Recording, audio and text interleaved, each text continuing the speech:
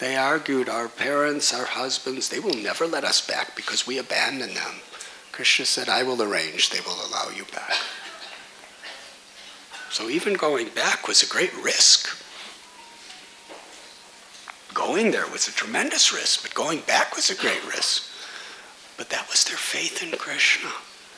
Their faith in Krishna, they abandoned everything to go and see him, and then they were abandoning him in one sense physically to go back to a place where they could be abused and punished and everything else. That's what they were expecting. But they were willing to go back for Krishna. But when they did, they were in so much ecstasy. Their husbands saw their ecstasy, and Krishna in the hearts of their husbands gave them enlightenment. Because they were scholars of Vedas, they knew what transcendental ecstasy was. When they saw their wives, they said, everything that we're looking for, they have it and beyond.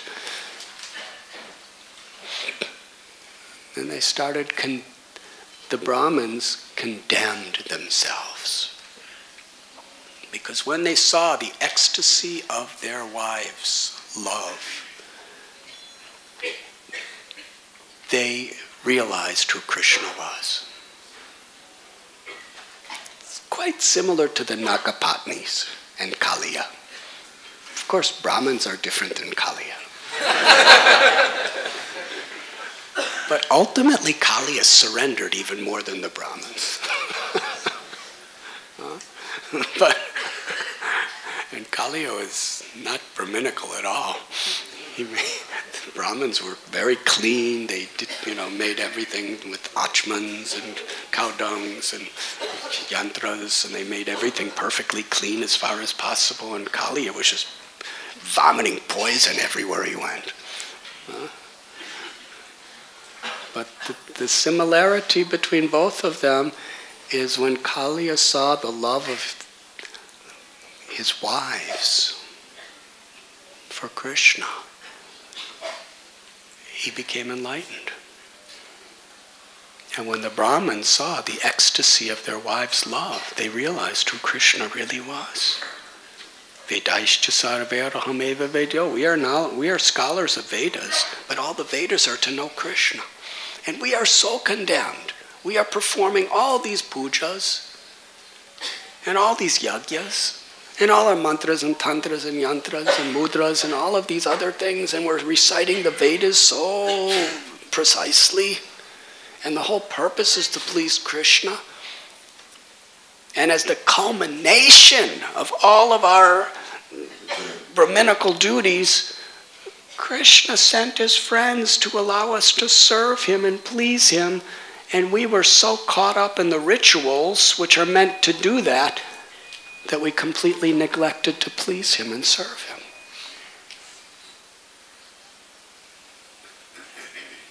And they were saying, to hell with our yagyas. To hell with our recitation of Vedic mantras. We are condemned. The very purpose of everything we do, we have neglected. To lovingly serve Krishna and Balaram. But our wives, they are so glorious. They never had the reformatory processes like we did. They never got the same types of high initiations like we did. They never studied the Vedas and the Vedantas like we did. They never performed or were trained to perform sacrifices like we do. They're not honored and respected by everyone as gurus like we are. But they surrendered their hearts to Krishna, which is the goal of life, and we did not. They are so fortunate, we are condemned. And by the influence of their wives, the Brahmins actually surrendered their hearts to Krishna.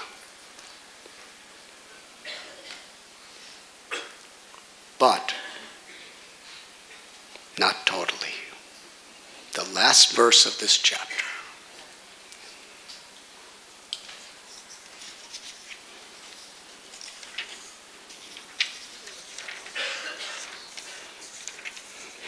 also be the end of this class. The Brahmins say, we were bewildered by Lord Krishna's illusory potency and thus could not understand his influence as the original personality of Godhead. Now we hope he will kindly forgive our offense. Thus, reflecting on the sin they had committed by neglecting Lord Krishna, they became very eager to see him. But, being afraid of King Kamsa, they did not dare to go to Braj. Hare Krishna. Now here is the contrast between them and their wives. Here they realize who Krishna is.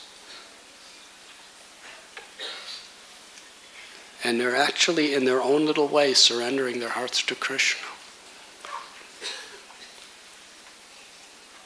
But they understood, because if Kamsa found out that they were going to offer respects to Krishna, he may kill them. He may torture them. So they didn't go. But as far as their wives, the same principle holds for them. If Kamsa found out that they went, they would have been tortured and killed, but they couldn't care less.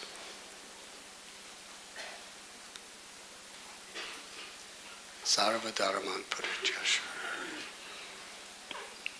I'll read the purport. Realizing their offense against Lord Krishna and finally appreciating his almighty position, the Brahmins naturally wanted to rush to Braj and surrender at the lotus feet of the Lord, but they were afraid that Kamsa would certainly kill them when his spies reported that they had gone to Krishna. The Brahmins' wives were absorbed in ecstatic Krishna consciousness and thus went to Krishna anyway. Just as the gopis, simply to dance with the Lord, traveled in the dead of night through a forest inhabited by wild animals. But the Brahmins were not on such an advanced platform of Krishna consciousness, and thus, overcome by fear of Kamsa, could not see the Lord face to face. So this last verse highlights the glorious nature of the love of the Brahmins' wives. They were willing to expose themselves to the group without consideration for the pleasure of Krishna.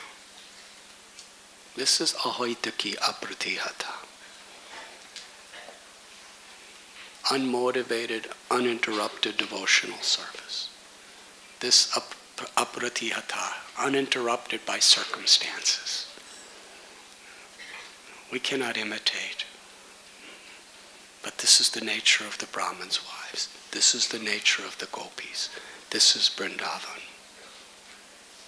Unless we have this kind of love, to understand Vrindavan is only theoretical. This is the very basic foundation of Braj Bhakti. Is this unconditional, unmotivated love. Apratihata, uninterrupted by any circumstance. Krishna wants their food. If it means they'll be tortured, if it means they'll be abandoned, if it means they'll be killed, those are all circumstances. But my service to please Krishna will not be interrupted by any of these mundane. Sri Chaitanya Mahaprabhu came to give us this. Even in our daily lives, we could live with this principle. And we can cultivate this consciousness in the association of devotees, chanting the holy name.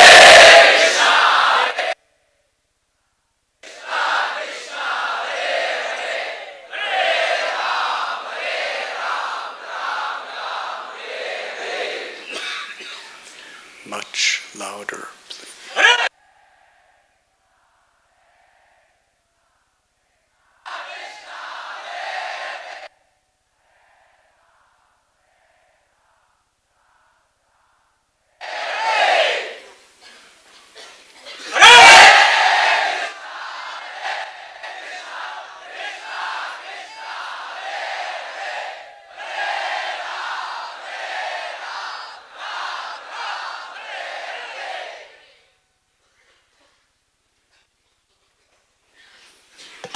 The Sunday feast program is quickly approaching.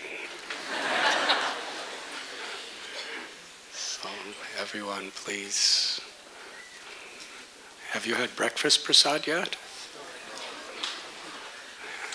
Some of you are saying no very enthusiastically.